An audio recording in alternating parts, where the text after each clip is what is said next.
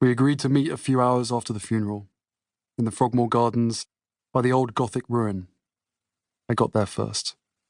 I looked around, saw no one. I checked my phone, no texts, no voicemails. They must be running late, I thought, leaning against the stone wall. I put away my phone and told myself stay calm. The weather was quintessentially April, not quite winter, not yet spring. The trees were bare, but the air was soft. The sky was grey, but the tulips were popping. The light was pale, but the indigo lake threading through the gardens glowed. How beautiful it all is, I thought, and also how sad. Once upon a time, this was going to be my forever home. Instead, it had proved to be just another brief stop. When my wife and I fled this place, in fear for our sanity and physical safety, I wasn't sure when I'd ever come back. That was January 2020. Now, 15 months later, here I was, days after waking to 32 missed calls and then one short, heart-racing talk with Granny. Harry, Grandpa's gone. The wind picked up, turned colder.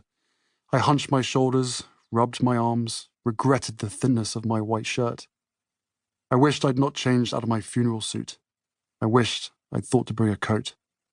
I turned my back to the wind and saw looming behind me the Gothic ruin, which in reality was no more Gothic than the Millennium Wheel.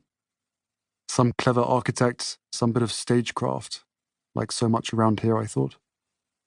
I moved from the stone wall to a small wooden bench. Sitting, I checked my phone again, peered up and down the garden path. Where are they? Another gust of wind. Funny, it reminded me of Grandpa. His wintry demeanour, maybe, or his icy sense of humour. I recalled one particular shooting weekend years ago. A mate, just trying to make conversation, asked Grandpa what he thought of my new beard, which had been causing concern in the family and controversy in the press. Should the Queen force Prince Harry to shave? Grandpa looked at my mate, looked at my chin, broke into a devilish grin. That's no beard. Everyone laughed. To beard or not to beard, that was the question. But leave it to Grandpa to demand more beard. Let grow the luxurious bristles of a bloody Viking. I thought of Grandpa's strong opinions, his many passions, carriage driving, barbecuing, shooting, food, beer, the way he embraced life. He had that in common with my mother. Maybe that was why he'd been such a fan. Long before she was Princess Diana, back when she was simply Diana Spencer, kindergarten teacher, secret girlfriend of Prince Charles, my grandfather was her loudest advocate. Some said he actually brokered my parents' marriage. If so, an argument could be made that Grandpa was the prime cause in my world. But for him, I wouldn't be here.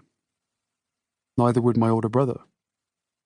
Then again, maybe our mother would be here if she hadn't married Pa. I recalled one recent chat, just me and Grandpa, not long after he turned 97. He was thinking about the end. He was no longer capable of pursuing his passions, he said. And yet the thing he missed most was work. Without work, he said, everything crumbles. He didn't seem sad, just ready. You have to know when it's time to go, Harry. I glanced now into the distance, towards the mini skyline of crypts and monuments alongside Frogmore. The royal burial ground. Final resting place for so many of us, including Queen Victoria. Also the notorious Wallis Simpson. Also her doubly notorious husband Edward, the former king and my great-great-uncle. After Edward gave up his throne for Wallis, after they fled Britain, both of them fretted about their ultimate return, both obsessed about being buried right here. The Queen, my grandmother, granted their plea, but she placed them at a distance from everyone else, beneath a stooped plane tree. One last finger wag, perhaps. One final exile, maybe. I wondered how Wallis and Edward felt now about all their fretting. Did any of it matter in the end? I wondered if they wondered at all. Were they floating in some airy realm, still mulling their choices, or were they nowhere, thinking nothing? Could there really be nothing after this? Does consciousness, like time, have a stop? Or maybe I thought, just maybe, They're here right now, next to the fake Gothic ruin, or next to me, eavesdropping on my thoughts. And if so, maybe my mother is too.